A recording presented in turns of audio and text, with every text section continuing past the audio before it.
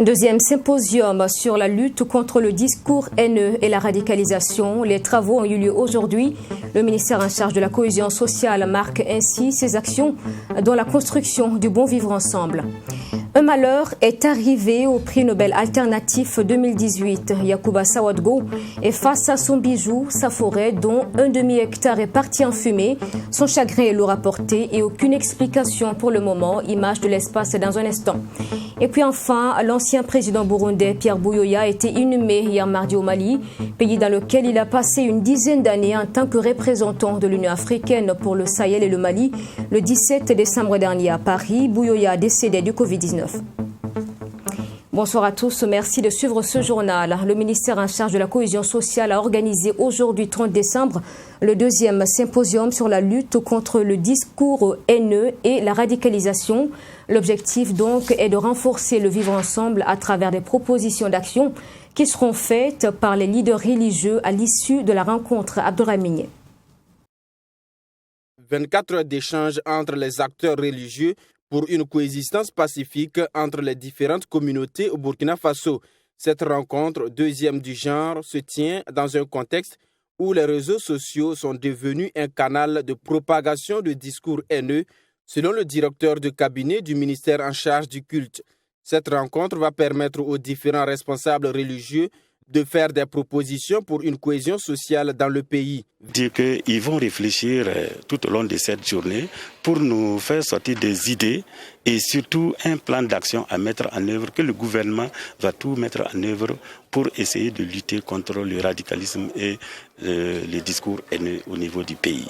Les représentants des différentes confessions religieuses ont tous souligné l'importance de cette rencontre qui permettra de renforcer le vivre ensemble prôné par les différentes religions. L'islam a toujours prôné une coexistence pacifique des différentes communautés religieuses. Cela se voit à travers donc l'exemple que le prophète sallallahu alayhi wa sallam a eu donc à nous enseigner. L'islam n'appelle pas une violence aveugle à l'encontre donc des co-religionnaires. La radicalisation et le discours haineux, c'est pas juste la parole, c'est un comportement humain d'abord. Et je pense que les gens doivent se tolérer entre eux. Ne pas laisser les différences, d'accord, les séparer les uns des autres. C'est le plus important. Et les évêques du Burkina Faso, à travers les commissions dialogue interreligieux, œuvrent et travaillent pour que disparaître tout discours qui engendre la haine, la violence. Et nous pensons que notre contribution sera quelque chose de bénéfique pour le Burkina Faso. L'Église évangélique a toujours prôné la paix, conformément à ce que Jésus-Christ nous a enseigné, en disant que autant que cela dépend de toi, sois en paix avec tous les hommes. Au sortir de cette rencontre, ce sont donc des responsables religieux engagés à sensibiliser leur communauté pour garantir la cohésion sociale. Le ministère en charge du culte estime que ce cadre va permettre de contrer l'extrémisme violent et contribuer ainsi à résoudre la question du terrorisme au Burkina Faso.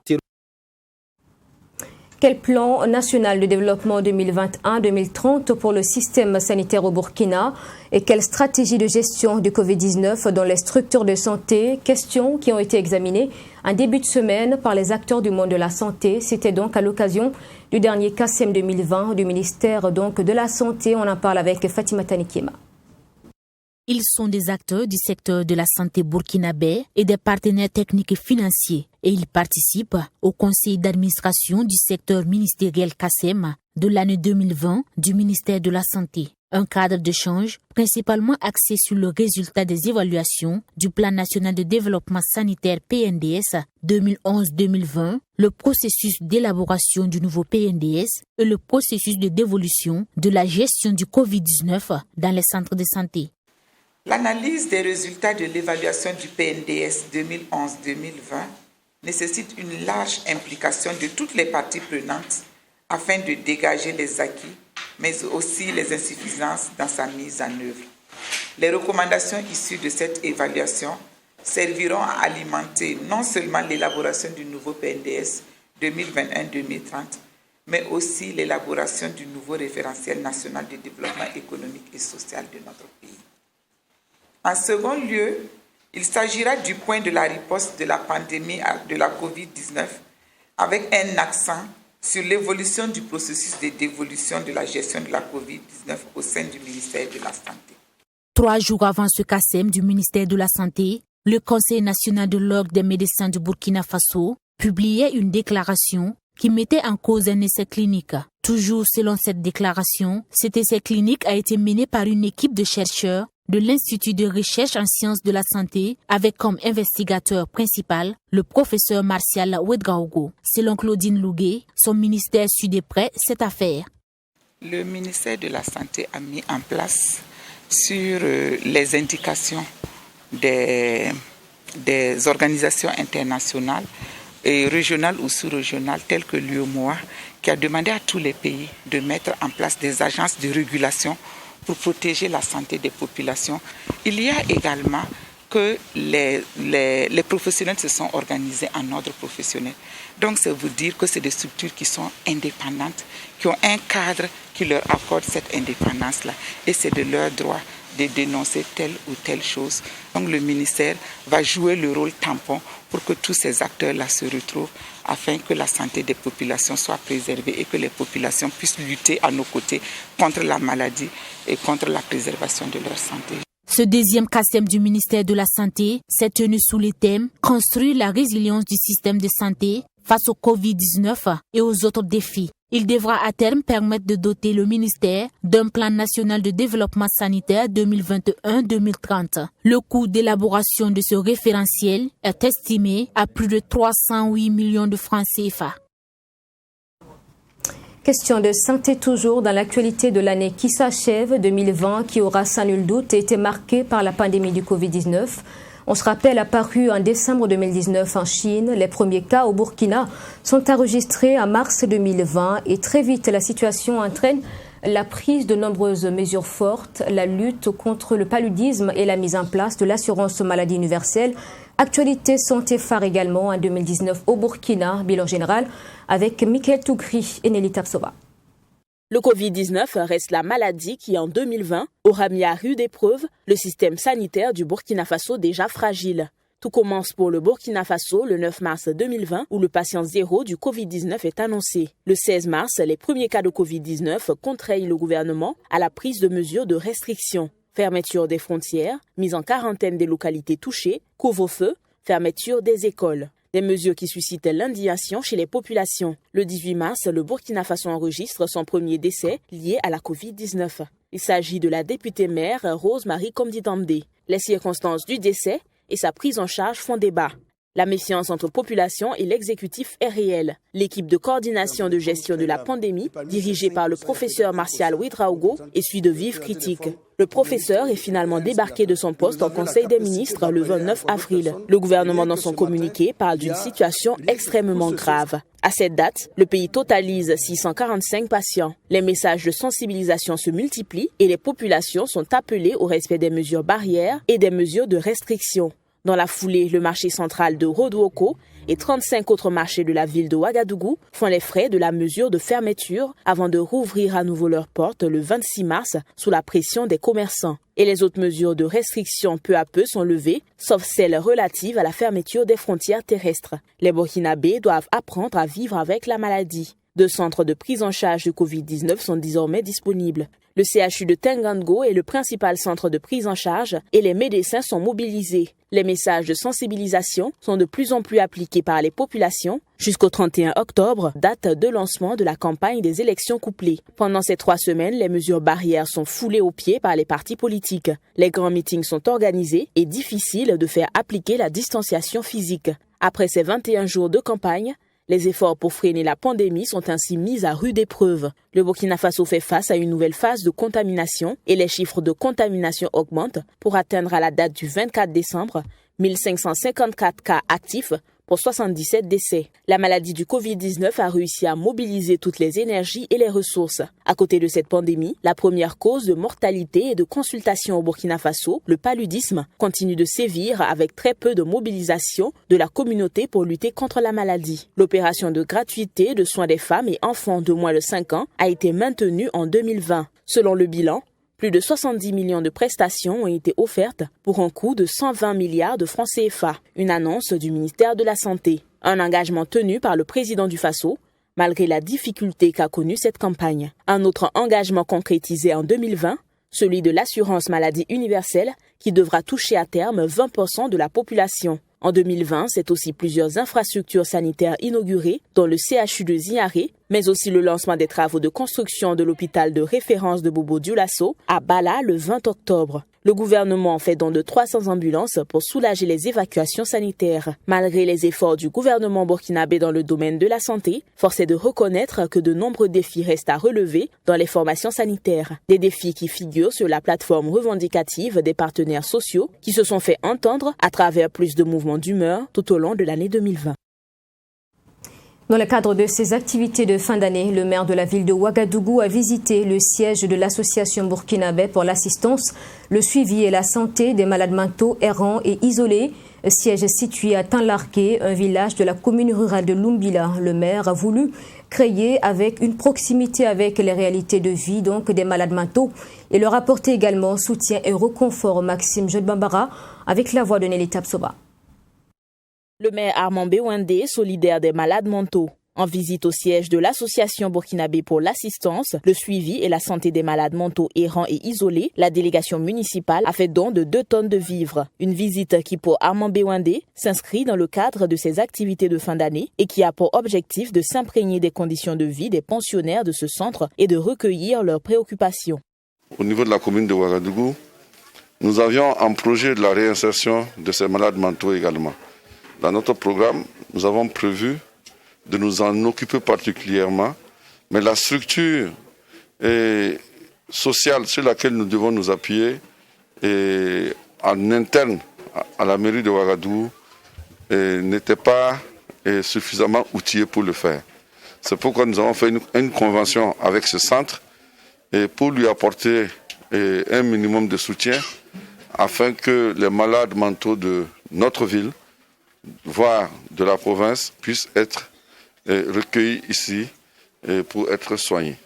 Manque de clôture, manque de vivres et de matériel d'hygiène, manque de matériel pour les ateliers d'apprentissage, voilà entre autres les préoccupations soumises au maire Bewende. À en croire la responsable de cette association, sur 5 hectares qu'avait acquis l'association, le centre n'occupe actuellement que 1 hectare, une grande partie ayant été expropriée au profit de l'université Thomas Sankara.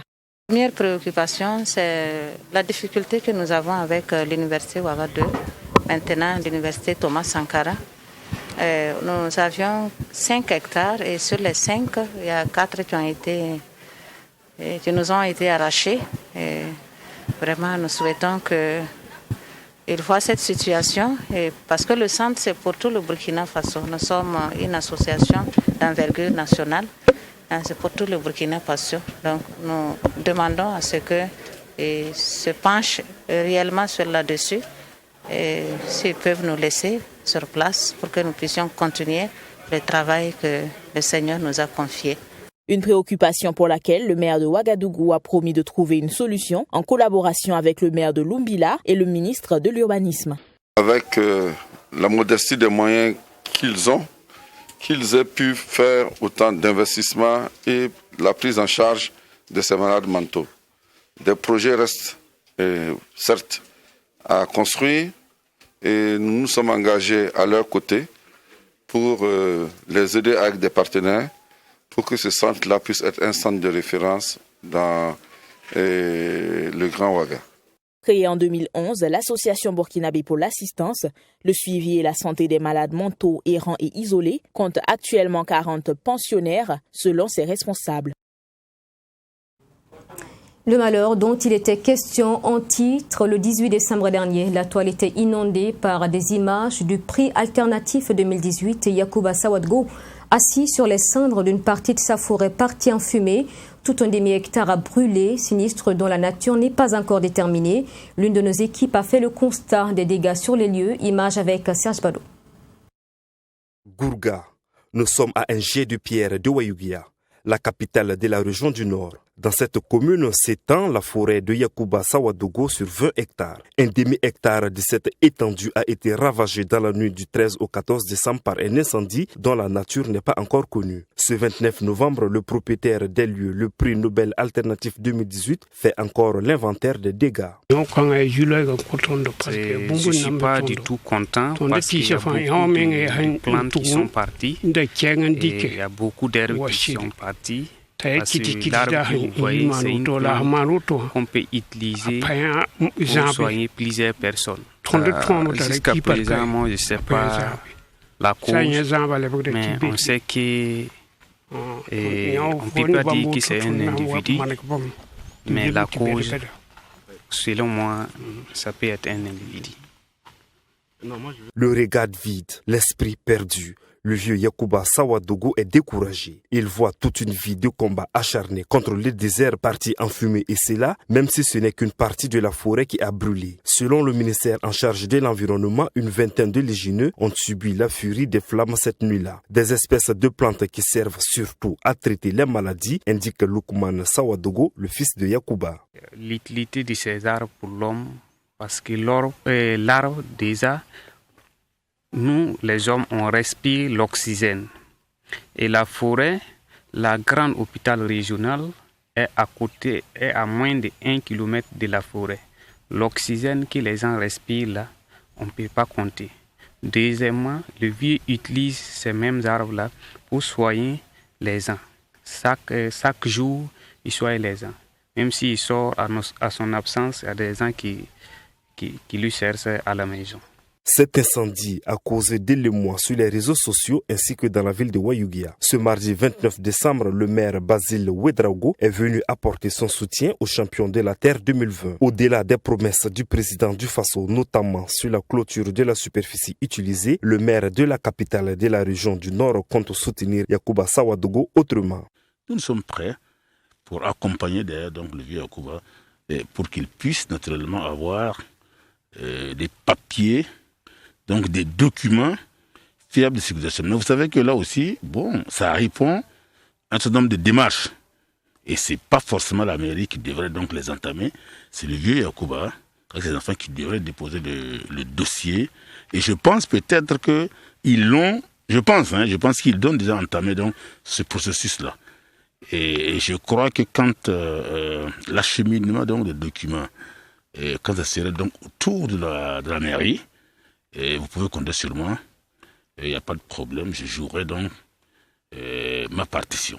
Il faut au minimum 5 ans pour voir sortir de terre d'autres plantes sur la superficie consumée, indique le passionné de la terre Yacouba Sawadogo. Il se dit toutefois confronté à un problème d'eau pour l'arrosage des plantes qui seront mises sous terre. Autre actualité dans ce journal, la cérémonie de sortie de la deuxième promotion du programme de certification au métier de consultant hier mardi. À la maison de l'entreprise du Burkina, 23 élèves qui ont fini leur formation de 6 mois ont reçu leur parchemin, moment de grande fierté avec Ami Valiant et Nelly Tapsoba. 25 au départ, ils sont 23 à boucler entièrement leur formation. Eux, ce sont les participants au programme de certification au métier de consultant. Cette deuxième promotion du programme a reçu ses parchemins de fin de formation ce 29 décembre à la maison de l'entreprise du Burkina Faso. Des impétrants qui se disent satisfaits de la qualité de la formation reçue et ils disent être prêts à relever les défis selon leurs délégués. Et après 6 mois de formation intense par des formateurs performants et très pertinents, voilà, aujourd'hui le résultat est là. Donc nous sommes aptes et prêts à servir notre nation. Et c'est comme ils ont dit, parmi nous, il y a ceux-mêmes qui sont des consultants, il y a aussi des fonctionnaires, il y a aussi des gens qui sont dans le privé. Donc, et comme disait le célèbre homme d'affaires nigérien, le salaire seul ne suffit pas. Donc il faut ajouter d'autres choses à ce qu'on a. Donc c'est ce qui nous a amené à nous inscrire. Et déjà, parce que ce sont des domaines que nous maîtrisons déjà. Mais comme ils ont dit, c'est un label qui est là. Il faut défendre le label. Et au fur et à mesure, ceux qui se disent consultants, qui n'ont pas vraiment les outils, pourront plus compétir avec nous. Parce que nous sommes vraiment outillés, nous sommes prêts à servir et nous sommes très disponibles. Pour le parrain, le mérite revient à la maison de l'entreprise du Burkina Faso, initiatrice de ce programme. Il a par ailleurs félicité ses filleuls et les invite au professionnalisme sur le terrain. Je voudrais d'abord féliciter la maison de l'entreprise qui a initié ce programme et ensuite encourager et féliciter mes filleuls qui sont sortis de ce programme de certification de consultants. Ils ont acquis des bagages intellectuels pour être des consultants professionnels. Et je voudrais leur demander d'honorer les formateurs, d'honorer l'image de la maison de l'entreprise en délivrant des services de qualité aux entreprises qui en ont besoin. Selon le directeur général de la maison de l'entreprise du Burkina Faso, cette cérémonie de sortie de la 2e promotion constitue une ressource humaine compétente pour la nation burkinabé. Les consultants que nous avons formés iront sur le marché du travail en faisant la différence d'avec ceux qui se disent consultants sans avoir les bagages nécessaires. Et c'est pourquoi nous les avons formés sur des thématiques pointues qui répondent aux attentes des entreprises. Et à partir du moment où leur prestation sera de qualité, c'est ça qui va permettre aux entreprises d'avoir les conseils nécessaires pour se développer. Et quand une entreprise se développe, ça rime aussitôt avec création d'emplois.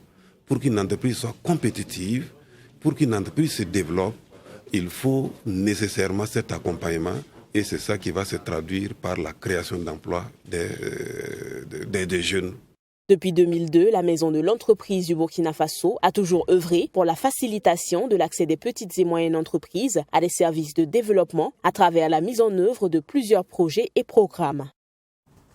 Fête de fin d'année, grande consommation de boissons, comment la situation se présente dans les caves à vin. Covid-19 oblige, les tenanciers de ces espaces disent ne pas se frotter les mains.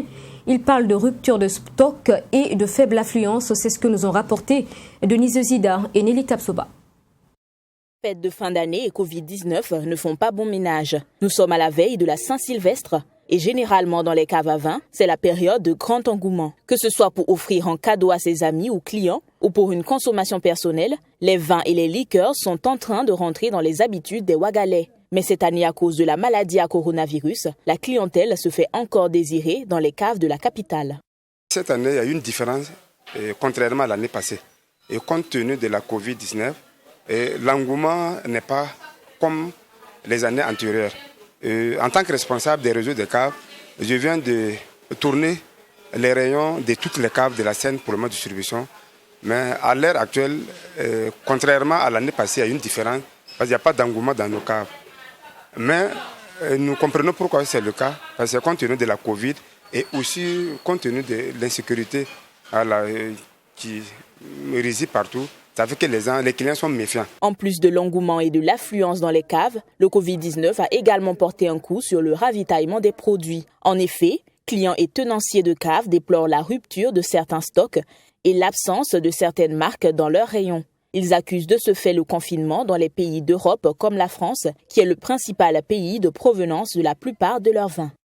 L'ambiance n'est pas la même parce que, par rapport à ce qu'ils nous disent, les vendeurs nous disent qu'il y a des marques qui ne sont pas là. Compte tenu du Covid-19, là, ils n'ont pas pu bien s'approvisionner. Donc, il y a des vins qui manquent.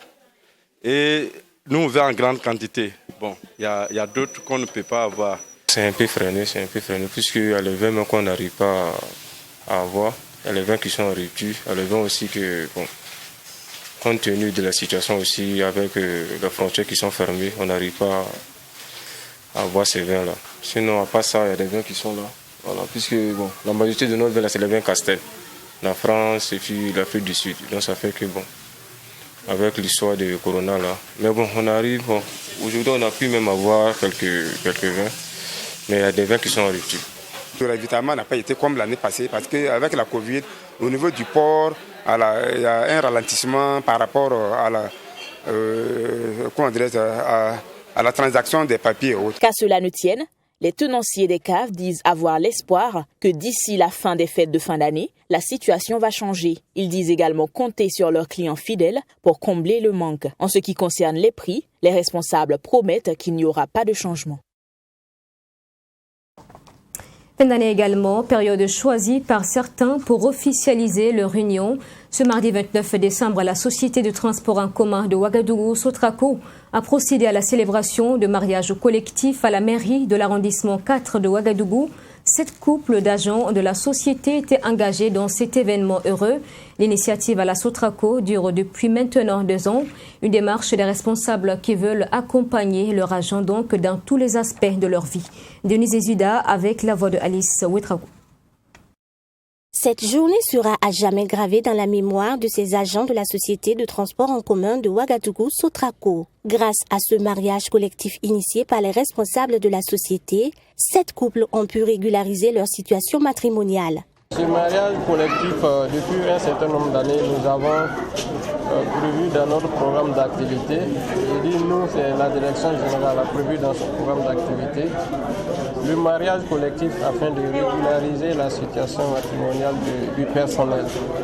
Et depuis 2018, nous le faisons chaque année et nous profitons de l'occasion saluer Monsieur le maire et toute son équipe. Et chaque fois que nous les sollicitons, ils sont toujours avec nous pour nous soutenir dans ce acte noble. Les nouveaux mariés n'ont pas caché leur joie. Ils reconnaissent par ailleurs que ce acte leur est bénéfique.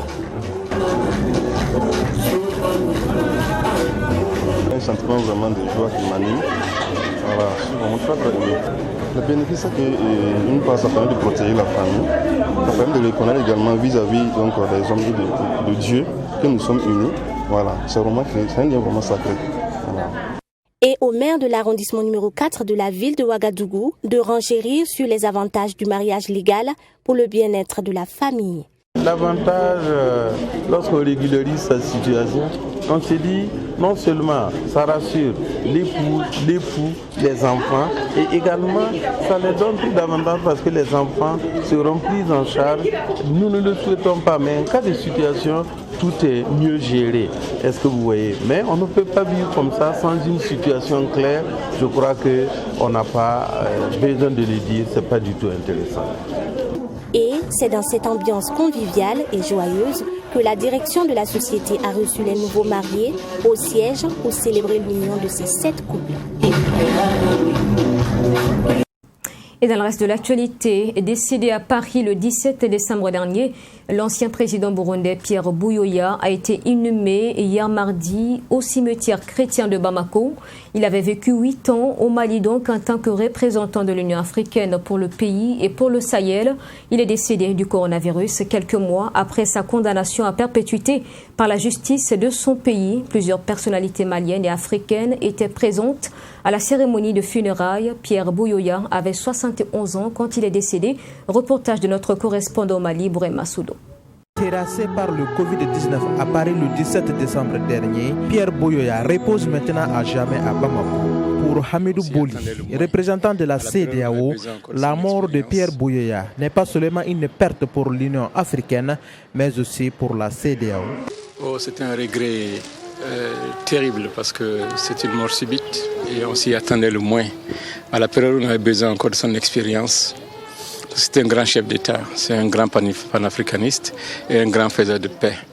Donc c'est vraiment très douloureux pour toute la communauté de la CEDEAO.